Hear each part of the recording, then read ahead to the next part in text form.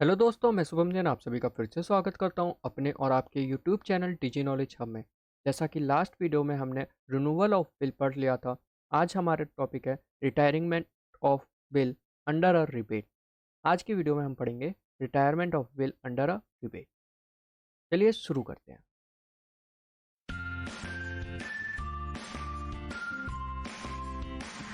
Topic है हमारा retirement of bill under a rebate. बहुत छोटा सा टॉपिक है, ज़्यादा भी डिफिकल्ट नहीं है और ज़्यादा एंट्रीज भी नहीं है।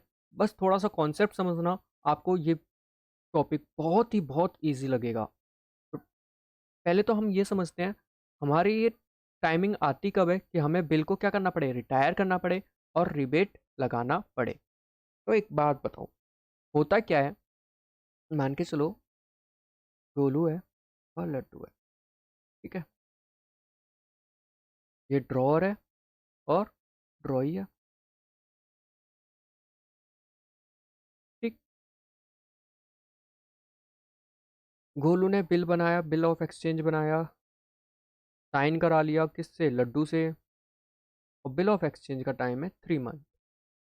अब 3 महीने बाद क्या करता लड्डू, गोलू को पेमेंट करता, जितने भी अमाउंट का, मान के चलो 10,000 रुपये का था। लेकिन होता क्या है, लड्डू के पास रुपए आ जाते हैं, किसी लॉटरी लग गई या जो भी है, एक्स वाई जेड रीज़न, हमें उससे मतलब नहीं है कि किस वजह से इसके पास 10,000 रुपये है। लड्डू बोलता है यार 3 महीने बाद मैं गोलू को पेमेंट करूंगा, कितनी, 10,000 रुपये, ठीक है। और अब मेरे पास 2 महीने बाद ही इतने रुपए हैं कि मैं गोलू को 10,000 रुपये दे सकूं। तो लड्डू क्या करेगा, लड्डू गोलू को 2 महीने पहले ही, मतलब 1 महीने पहले ही, सॉरी, 1 महीने पहले ही 10,000 रुपये दे देगा। मतलब कि फर्स्ट मंथ में इन्होंने क्या करा, ले लिया उधार, लड्डू ने पेमेंट नहीं की, ठीक है। सेकेंड मंथ के एंड में लड्डू क्या करता है, पेमेंट कर देता है, लड्डू पेमेंट कर देता है। अब जो 1 महीना एक्स्ट्रा बचा है, थर्ड मंथ जो बचा है, ठीक है, उसका बेनिफिट किसको मिलेगा, लड्डू को मिलेगा। अगर नहीं मिलेगा तो देखो, कहानी समझना क्या होता है। Golu, Laddu, bill of exchange बना 3 महीने का। लड्डू बोलता है, गोलू के पास जाता है और बोलता है, गोलू भाई मेरे पास ना, आपके पास मेरा एक बिल है 3 महीने का, जिसमें मेरे को 10,000 रुपये आपको पे करने हैं। बोलता है गोलू, हाँ है तो बिल। तो लड्डू बोलता है, मैं अगर आपको अभी पेमेंट कर दूं तो गोलू बोलता है बहुत बढ़िया बात है। जो पेमेंट मेरे को 3 महीने बाद, मतलब 1 महीने बाद और मिलने वाली है, क्योंकि सेकंड मंथ में बोल रहा है, ये चीज़ याद रखना, सेकंड मंथ की बात है ये। तो सेकंड मंथ में क्या बोलता है लड्डू कि 10,000 रुपये मैं आपको अभी पेमेंट कर दूं तो। गोलू बोलता है बहुत बढ़िया बात है, जो पेमेंट मेरे को 1 महीने बाद और मिलने वाली थी वो मेरे को अभी मिल जाएगी, तो बहुत अच्छी बात है। तो लड्डू बोलता है यार मैं दे तो दूं, पर मेरा को क्या फ़ायदा होगा, क्यों, क्योंकि अगर वो सेकंड मंथ में, अगर लॉजिक समझना, सेकंड मंथ में जो 10,000 रुपये हैं वो बैंक में जमा कर दे, कहाँ जमा कर दे, बैंक में, तो उसे वहाँ से इंटरेस्ट मिल सकता है। एफडी करा दे 1 महीने की, या कहीं डिपॉजिट करा दे कहीं ऐसी जगह जहाँ से उसकी कीमत बढ़ जाए। मीन्स 10,000 रुपये बढ़ के 10,000 100 हो जाए, 200 हो जाए, 10 रुपये भी बढ़ जाए, कोई रीज़न नहीं।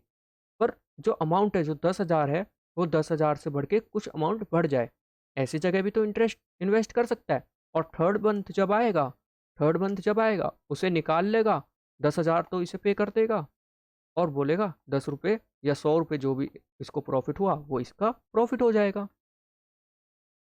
तो इसलिए लड्डू बोलता है इसमें मेरा क्या बेनिफिट कि मैं आपको सेकंड मंथ में ही आपको पेमेंट कर दूं, जबकि मैं तो 3 मंथ में पेमेंट करने वाला था।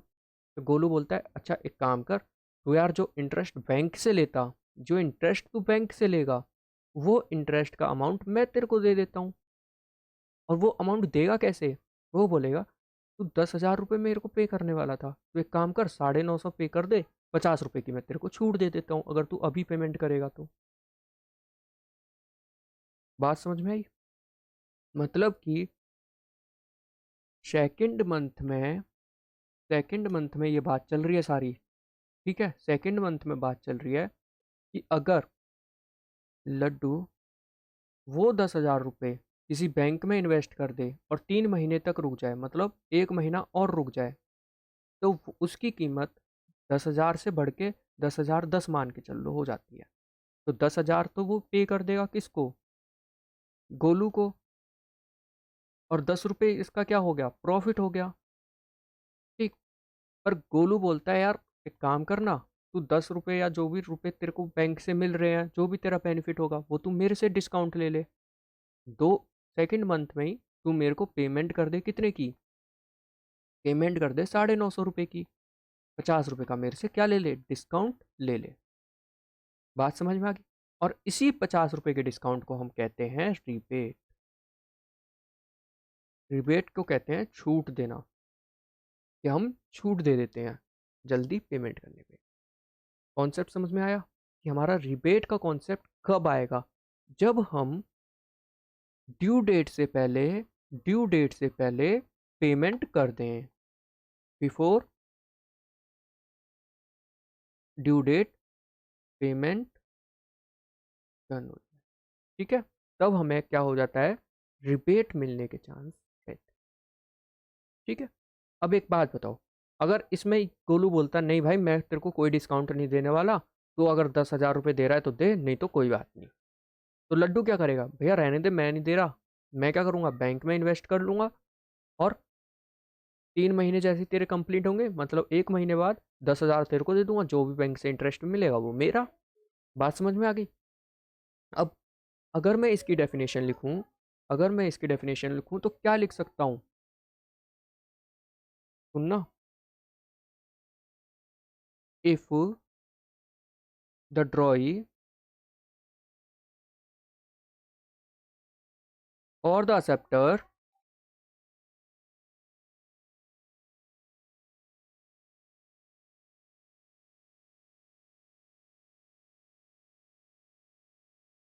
wishes to pay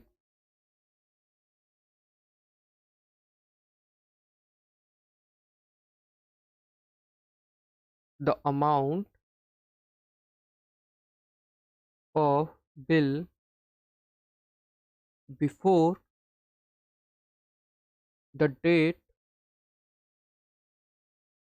of maturity,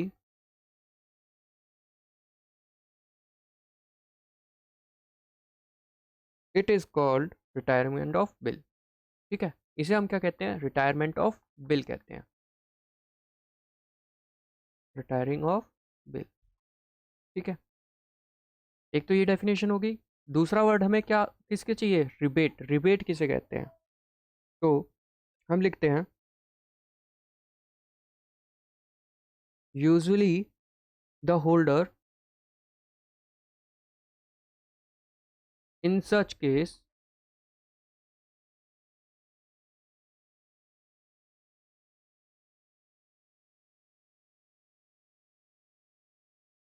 would be willing to allow a deduction because of the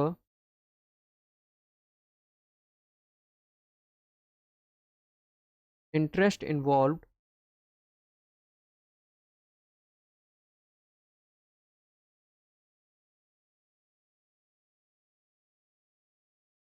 such deduction is a called rebate. जो भी डिडक्शन हम देते हैं उसी को हम क्या कहते हैं? रिबेट कहते हैं। ठीक है, बात समझ में आ गई? डेफिनेशन समझ में आ गई कि जब ड्रॉई और एक्सेप्टर विश करते हैं जल्दी पेमेंट करने की, बिफोर डेट ऑफ मेच्योरिटी से पहले जब हम पे कर देते हैं, तो उसे हम क्या कहते हैं? Retirement of bill. और उस रिटायरमेंट ऑफ बिल पे मिलने वाली हमें डिडक्शन, वो हमारी क्या कहलाती है? रिबेट। रीजन समझ में आ गया? अब समझते हैं इसकी एंट्री को। ठीक है, जैसे कि लास्ट वीडियो में हमने रिन्यूअल ऑफ एंट्री समझी थी, वैसे ही जर्नल एंट्री इस टाइम पे हमारी क्या होगी? दोनों को केस में ले के चलेंगे। किस किस का? गोलू, ड्रॉर और लड्डू, ड्रॉय। काम करते हैं, एक छोटा सा क्वेश्चन ले लेते हैं, उसको सॉल्व करेंगे। उससे हमारी क्या होगी, जनरल एंट्री भी सारी समझ में आ जाएंगी और किस तरीके से कैलकुलेशन होती है वो भी समझ में आ जाएगा। तो अगर मैं क्वेश्चन लूँ,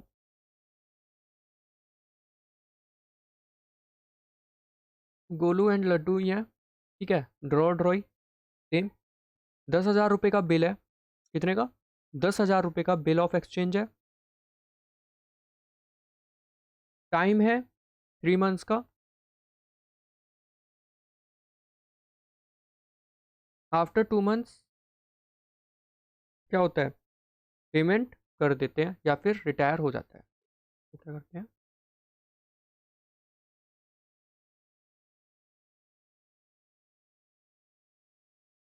after 2 month bill of exchange को क्या कर रहे हैं, हम रिटायर कर देते हैं, ठीक है।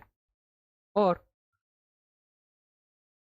इसमें एक चीज़ और जोड़ लो, इंटरेस्ट हमारा जो कैलकुलेट होगा, जो रिबेट हमें मिलेगी वो हमें मिलेगी 6% पर एनम के रेट से, ठीक है, 6% पर एनम के रेट से। तो हमारी जर्नल एंट्री क्या होंगी, तो हमारी जर्नल एंट्री क्या होंगी,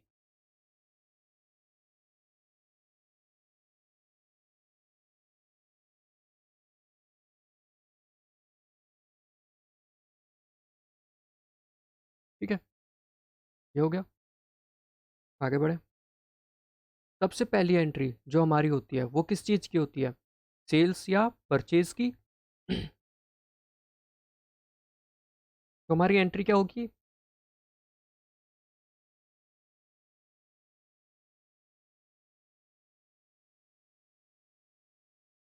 Laddu account debit to sales account. कितने अमाउंट से, 10,000 से,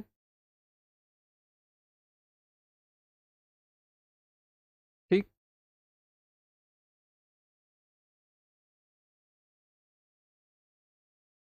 और यहाँ पे एंट्री क्या होगी, purchase account debit to Golu account. कितने से होगी, 10,000 से होगी, ठीक। पहली एंट्री हमारी क्या चीज़ होगी, सेल्स और परचेज की। दूसरी एंट्री हमारी क्या होती है, बीआर या बीपी बनाने की, ठीक है। तो हमारी एंट्री क्या होगी, BR account debit to Laddu account.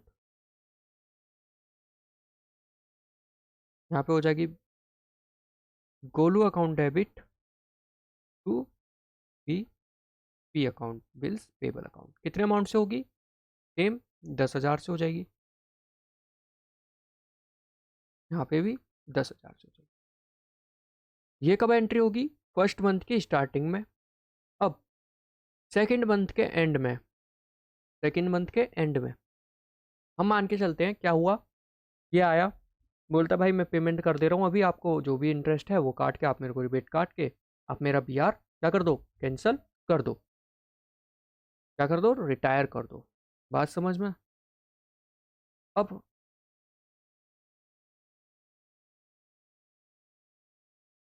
क्या होगा,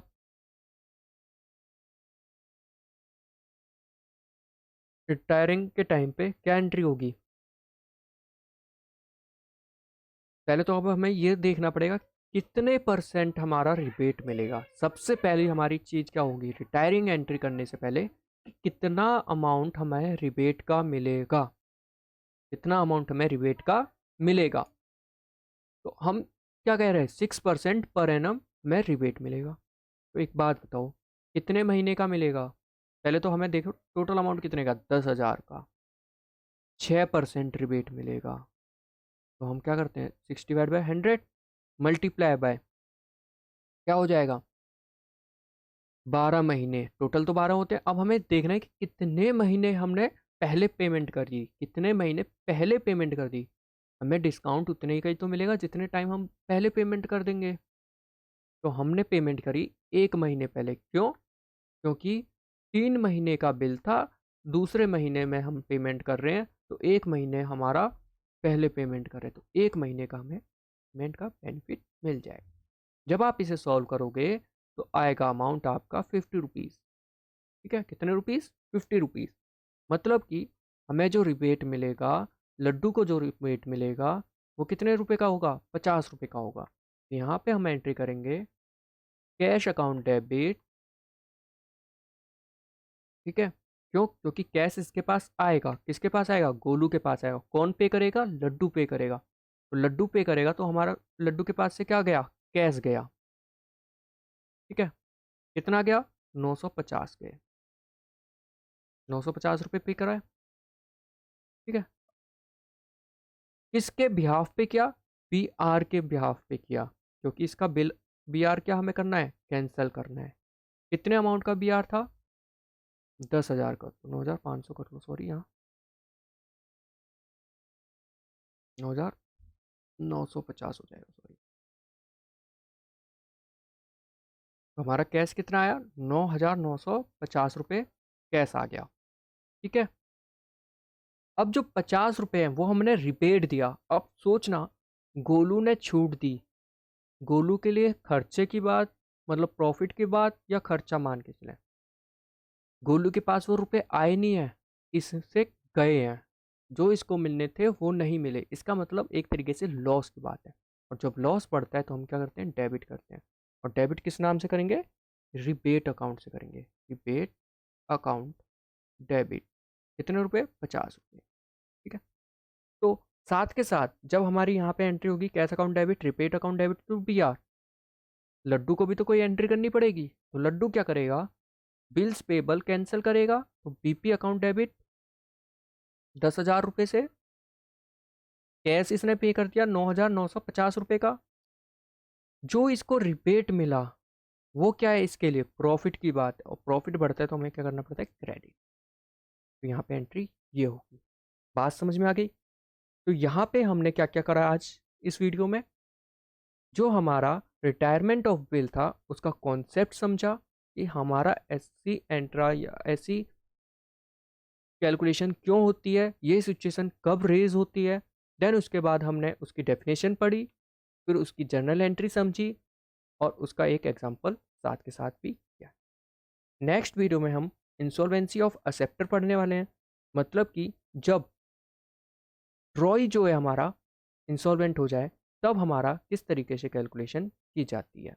ठीक है, अगर आपको यहाँ तक कोई डाउट आया है तो आप मेरे को कमेंट सेक्शन या टेलीग्राम के थ्रू पूछ सकते हो।